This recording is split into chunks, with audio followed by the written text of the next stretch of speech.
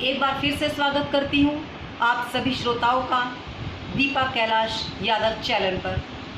Please मेरे channel को like और सब्सक्राइब करें और मुझे सपोर्ट करें। आज आपके समक्ष जो कविता मैं प्रस्तुत करने जा रही हूँ उसका विषय है एक मुलाकात भगवान के साथ। इस कविता के माध्यम से मैंने ईश्वर से रूबरू होकर देश में फैली बुराइयों पर कुछ प्रश्न उठाए हैं और उनसे उनके उत्तर जानने की इच्छा जताई है। मेरे वो प्रश्न क्या हैं, कृपया मेरी इस कविता में गौर फरमाइए। मेरे मरने के बाद यमदूत ले गया मुझे यमराज के पास। मेरे मरने के बाद यमदूत ले गया मुझे यमराज के पास। यमराज ने मुझसे कहा, तूने बहुत है पाप किया, बोल क्या चाहती है तू अपनी सजा। मैंने यमराज से की प्रार्थना, चाहे जो देना मुझको सजा। एक बार, बस एक बार ईश्वर से करवा दो मेरी भेंट जरा। कुछ प्रश्नों के उत्तर चाहती हूँ, बेचैन है दिल सुकून चाहती हूँ। कुछ प्रश्नों के उत्तर चाहती हूँ, बेचैन है दिल सुकून चाहती हूँ। यम को समझ न पाया, फिर से उसने दोहराया, तेरी बात मैं समझ न पाया, विस्तार से जरा समझा। आगे क्या होता है? फिर यमराज ने मुझसे मेरे जो प्रश्नों की लिस्ट थी मैंने यमराज के हाथों में थमाते हुए कहा, महाराज ये कुछ उलझे हुए प्रश्न हैं, इन प्रश्नों को सुलझा दो। महाराज ये कुछ उलझे हुए प्रश्न हैं, इन प्रश्नों को सुलझा दो। उसके बाद फिर चाहे मुझे फांसी पर लटका दो।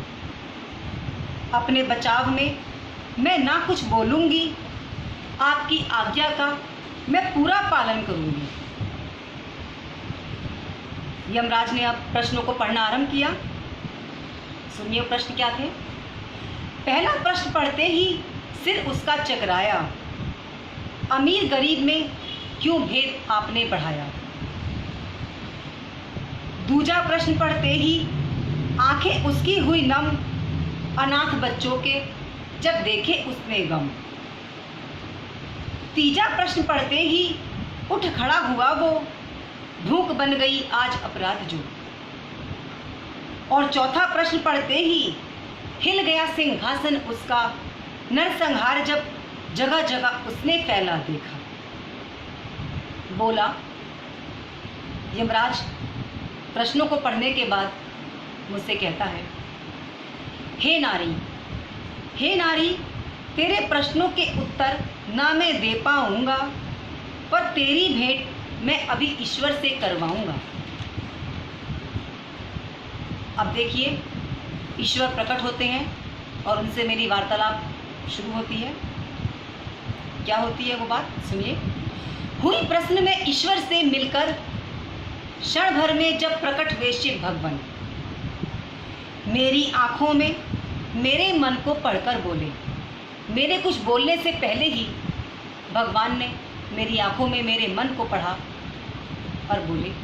मेरी आंखों में मेरे मन को पढ़कर बोले, तेरी बेचैनी निश्चित है, पर जीवन का यही नियम है।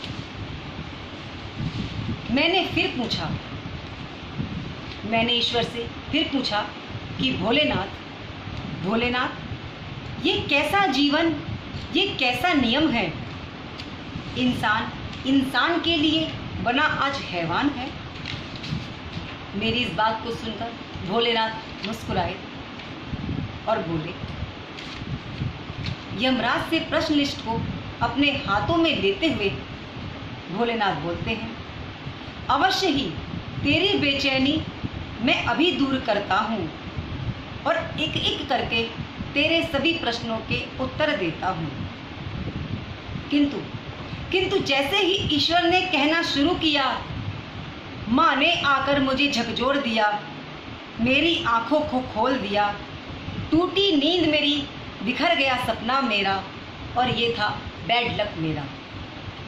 अंत में मैं आप श्रोताओं को केवल यही कहना चाहूँगी कि मैं तो अपने इन प्रश्नों का उत्तर ईश्वर के पास कल्पना में जाकर नहीं पता कर पाई, किंतु यदि आपके पास मेरे इन प्रश्नों के उत्तर हैं तो प्लीज़ मुझे कमेंट में ज़रूर लिखें।